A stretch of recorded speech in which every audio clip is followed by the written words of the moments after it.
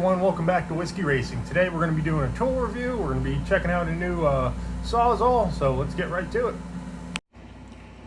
There she is, the Warrior 6 amp reciprocating saw. I have no idea what happened to my other two.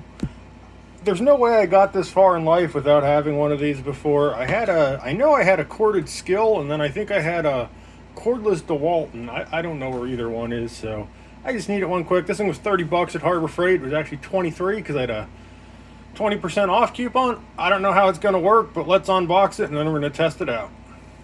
We're going to open this up here. This thing looks to be as packed as well as any $23 saw would be. Looks like zero package. There it is. It's a saw. Comes with an Allen wrench for changing blades. And they did give me instructions. I'm not going to read them, but they're there. I also purchased some Harbor Freight blades. I'm not sure what I was thinking, but we're going to try those as well. Alright, so we're going to put the blade in the saw. It's got like this keyless chuck here. I'm pulling the wrong way, so you pull it out this way, it opens up, and you just slide your blade into the saw, let it go, and you're connected.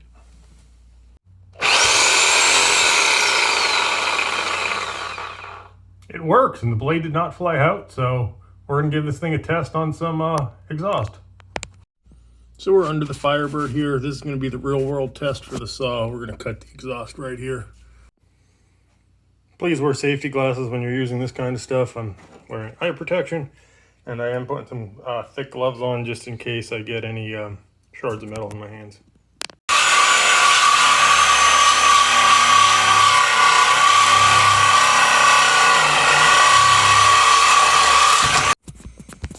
So my initial thoughts of the saw are it's working fine. You can see it cut much of the blades long enough, or I didn't cut in a straight line around the pipe. And I'm now trying to cut through the other pipe where it merges in on the other side. So ideally, I think I should have cut like right there, which I think I'm going to try here quick.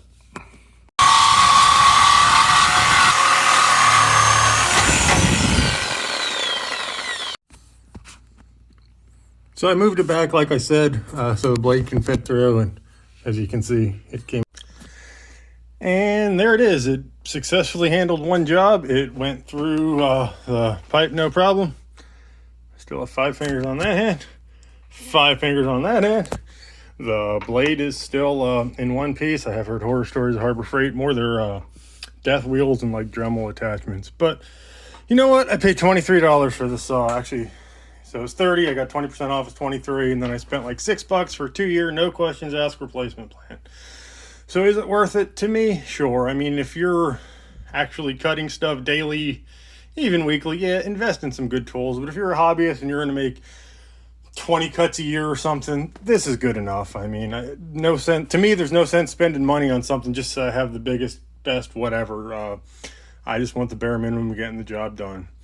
So if you're in the market for a budget reciprocating saw, hopefully this helped you out. As always, thanks for tuning in. Hope you enjoyed the video. If you did, give us a thumbs up, hit that subscribe button if you haven't already.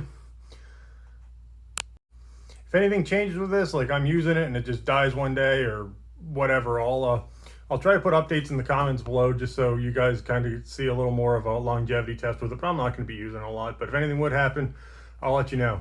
All right, thanks for tuning in, and maybe I'll see you at Harbor Freight buying some more cheap tools. Later.